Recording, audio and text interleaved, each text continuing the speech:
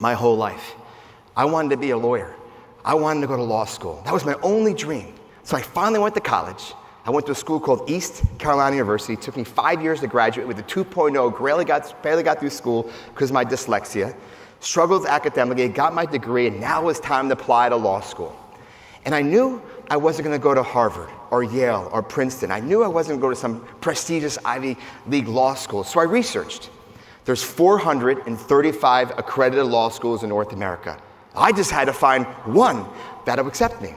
And so I researched, of the 435 accredited law schools, what are the bottom 37 law schools in the country? Like, what are the easiest 37 schools?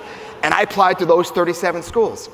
And the reason why it was 37 schools was after working for Up With People for all those years, making like $250 a month, I've saved up $4,000 to my life savings. Each application back then was about $150, so I can only afford to apply to 37 schools. I never shared this story with anybody. Part of sharing people your who and telling your story is being vulnerable. I was always afraid about being vulnerable. I was always afraid to tell people about my dyslexia and failing schools and failing grades and summer schools and struggling. I was always afraid to share this story. And when I wrote the story in my first book and became a bestseller, I've literally received thousands of letters from people all over the world loving the story I'm about to share with you. These are the 37 rejection letters of the worst law schools in North America. Every single one of them rejected me.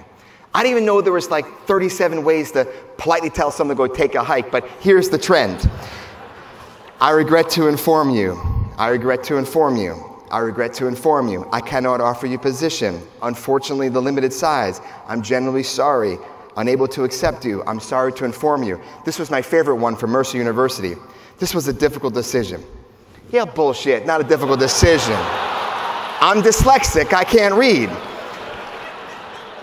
37 of the easiest law schools, every single one of them rejected me. I make fun of myself now. I tease myself about it, but that was a really tough time in my life. Having my one dream of going to law school, and every single law school rejected me. Thank God that I had people in my life that believed in me and breathed belief in me. And so here's my who. These two people are the two people that changed my life. These two people are my who, are the reason why I'm on this stage today. This is Helen and Anthony Dirquani.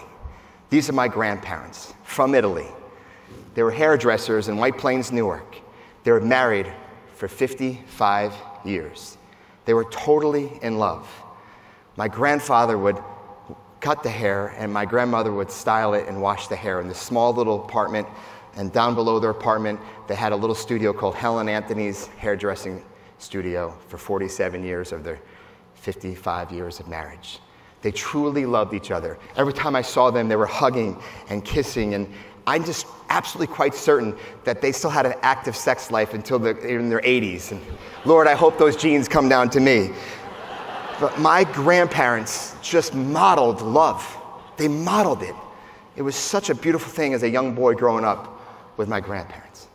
He wasn't a CEO, he wasn't wealthy, he wasn't a politician, he wasn't an entrepreneur, he was a hairdresser.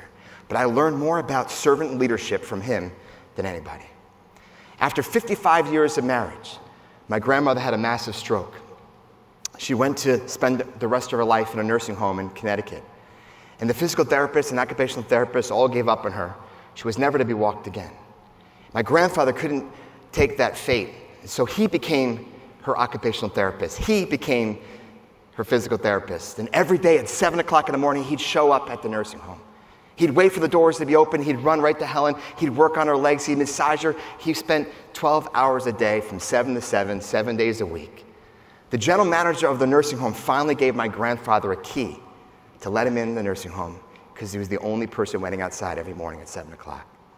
2 years later, my grandmother did walk again, thanks to my grandfather's love and unconditional love.